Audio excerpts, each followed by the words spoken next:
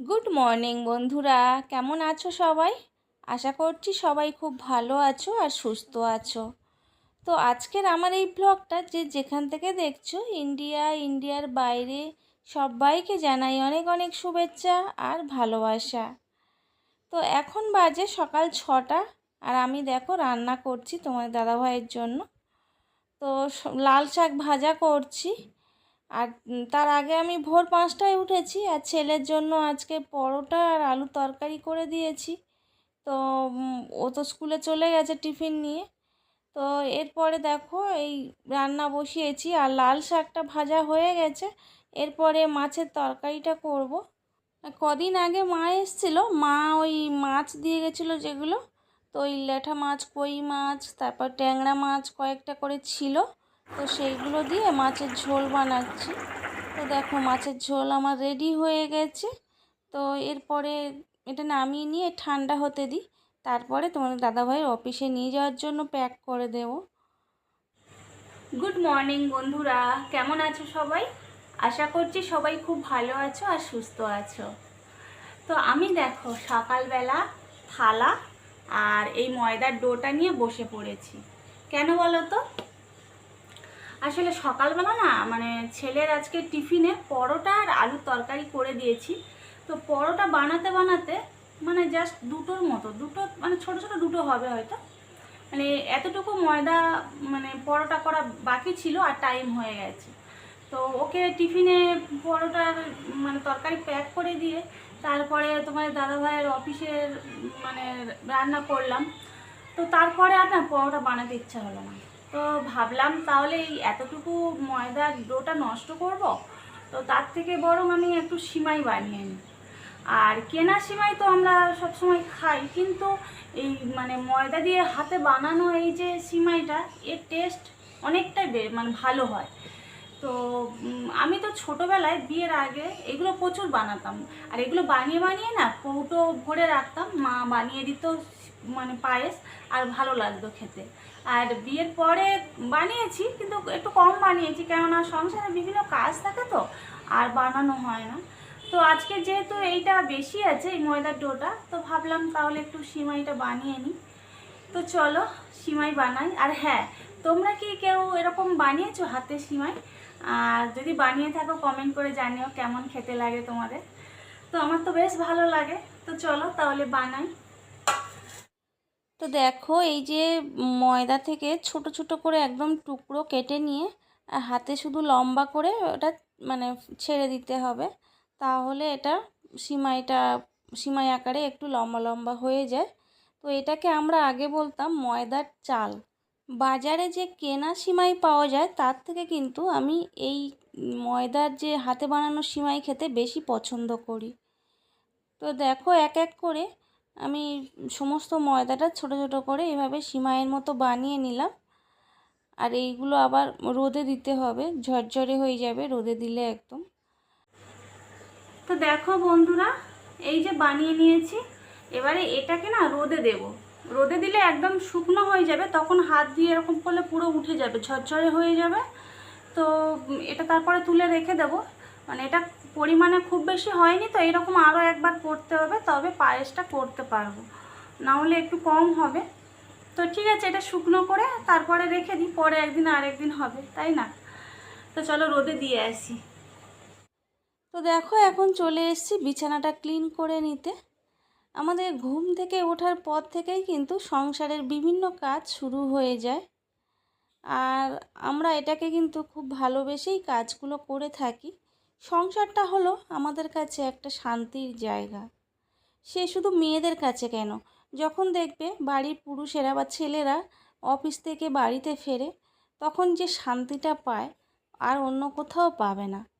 তো মেয়েদের ক্ষেত্রেও তাই। যেখানে যাক না কেন, চাকরি করতে বা বা কোনো কিছুতে বাইরে থেকে যখন সে ঘরে ফেরে, ঘরটা খুবই শান্তির জায়গা।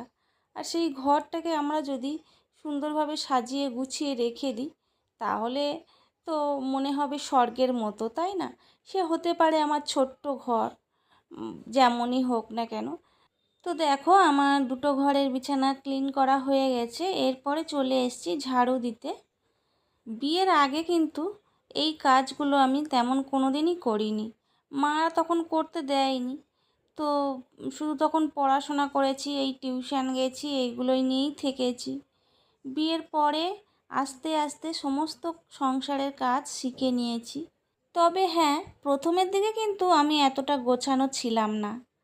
ওই আলনাটায় জামা কাপড় একটু অগোছালো হয়ে থাকতো, যতটুকু পারতাম করতাম।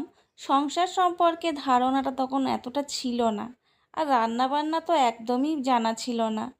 তো তোমাদের দাদাভাইয়ের কাছ থেকে আস্তে আস্তে করে অনেক রান্না শেখা, সংসারে আস্তে আস্তে করে সব কিছু দায়িত্ব যখন মানে চলে এলো নিজের কাঁধে, তখন এক এক করে সব কিছু শিখে নিয়েছি। আসলে সঙ্গে তখন শাশুড়ি মা ছিল না, গ্রামেই ছিল শাশুড়ি মা যা।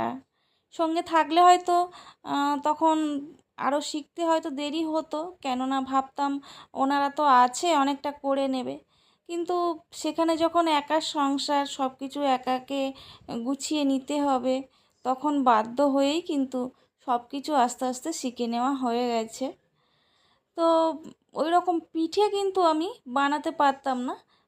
যখন একদিন পিঠে সিজন এলো শীতকালে, তো মাকে ফোন করে আমি পিঠে বানালাম। মা তো অবাক হয়ে গেল যে তুই তো ঘরে কিছুই করতিস না, পিঠে পেরে গেলি বানাতে।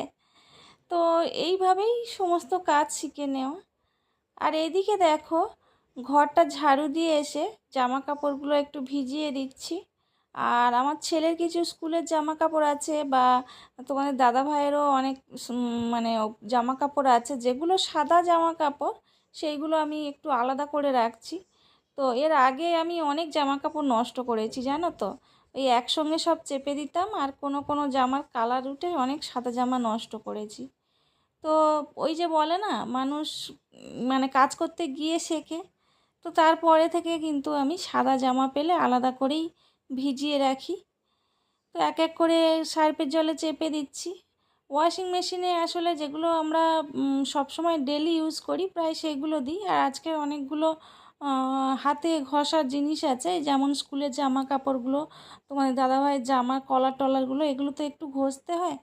আর একটা ভালো শাড়ি ছিল, তো ওইগুলো আর ওয়াশিং মেশিনে দিলাম না, আজকে সব কিছু হাতে ধুয়ে নেব। তো চলো কাজগুলো করি। আর ওদিকে আবার বললাম তাপসীদি কদিনের জন্য পুরী ঘুরতে গেছে, তো ওই জন্য বাসনগুলো ধুয়ে নিচ্ছি। আর আজকে আগের দিন রাত্রে বাসন আমি ধুয়ে রাখি, আর এর আগের দিনে ধোয়া হয়নি, সেই জন্য দেখো বাসন প্রচুর হয়ে গেছে। তো এই বাসনগুলো ধুয়ে নিই চলো।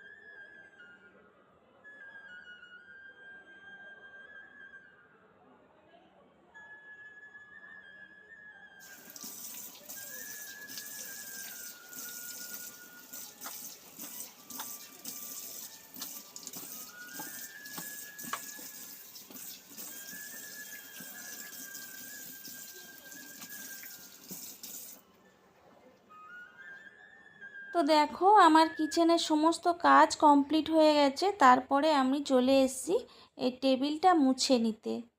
তো দেখো সবাইয়ের তো ডাইনিং এরিয়া আর লিভিং এরিয়া আলাদা আলাদা করা থাকে না, একসঙ্গেই থাকে। তো আমাদেরও এই লিভিং এরিয়া আর ডাইনিং এরিয়া প্রায় একই সঙ্গেই আছে, এল প্যাটার্নে। তো এবারে কোনো গেস্ট বা কোনো অতিথি যদি বাড়িতে আসে, প্রথমেই কিন্তু আমরা লিভিং রুমে বসতে দিই। আর তখন যদি এসে দেখে যে আমাদের লিভিং রুমটা অগোছালো হয়ে আছে, তখন আমাদের সম্পর্কে একটা খারাপ ধারণা হবে। তো ওই জন্য লিভিং রুম বা ডাইনিং রুমটা সবসময় ক্লিন করে পরিষ্কার পরিচ্ছন্ন করে রাখাটাই ভালো। শুধু গেস্টদের জন্য কেন, নিজেদেরও তখন মনটা খুব ভালো থাকে।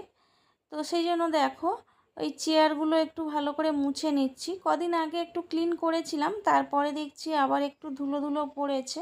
আর আমাদের ব্যালকনিটার মানে কাঁচটা সবসময় খুলে রাখি, তো ওই জন্য ধুলোটাও একটু বেশি ঢোকে। আর এই জানলা টানলা না একটু খোলা না থাকলে আমার যেন মনে হয় দম বন্ধ হয়ে আসে। তো চারিদিকটা খোলা থাকলে বেশ ভালো লাগে। এরপরে দেখো জলের বোতলগুলো সব ভরে নিয়ে রেখে দিচ্ছি। আর জলের বোতলগুলো ভরা থাকলে ঠিক টাইমে টাইমে দেখবে জলটা ঠিক খাওয়া হয়। আর এমনিতে আমি জলটা কম খাই, যার জন্য তোমাদের দাদাভাইয়ের কাছে খুব বকুনি খাই। আর সেই জন্য জলের বোতলগুলো ভরে রেখে দিলাম, এবারে টাইম মতো ঠিক খেয়ে নেব। তো এবারে দেখো ওয়াল ক্যাবিনেটটা একটু মুছে নিচ্ছি। তো এই কাঁচগুলোর উপরে একটু হালকা ধুলো পড়েছে, তো এগুলোও একটু মুছে নিচ্ছি। আর এখানে আমার ছেলের মানে যে পিকচারটা রয়েছে অনেকটা তখন ছোট ছিল, এখন বেশ অনেকটা বড় হয়ে গেছে। তো আমরা এমনিতে না বুঝতে পারি না যে ছেলে মেয়েগুলো বড় হয়ে যাচ্ছে। আর এই পিকচারগুলোর দিকে তাকালে তখন মনে হয় হ্যাঁ এতটুকু ছিল তখন, এখন বেশ বড় হয়ে গেছে। তো দেখো মোটামুটি আমার এই ডাইনিং এরিয়াটা একদম ক্লিন করা হয়ে গেছে। তো তোমাদের একবার দেখিয়ে দিই। দেখো টেবিলের উপরে জলের বোতলগুলো ভরে রেখে দিয়েছি, আর টেবিলটাও ক্লিন করে নিয়েছি। তো দেখো আমার ডাইনিং এরিয়াটা একদম নিট অ্যান্ড ক্লিন হয়ে গেছে। তো এরপরে স্নান করে পুজো দিয়ে জামা কাপড়গুলো মেলতে এসেছি, আর এখন বাজে বেলা 12টা। আর কেমন রোদের তেজ দেখেছো। আর এখানেই আজকের ব্লগটা শেষ করব। তো আজকের ব্লগটা তোমাদের কেমন লাগলো কমেন্ট করে অবশ্যই জানিও। আর যদি ভালো লেগে থাকে তাহলে প্লিজ চ্যানেলটা সাবস্ক্রাইব করে দিও, লাইক করে দিও আর শেয়ার করে দিও। টাটা।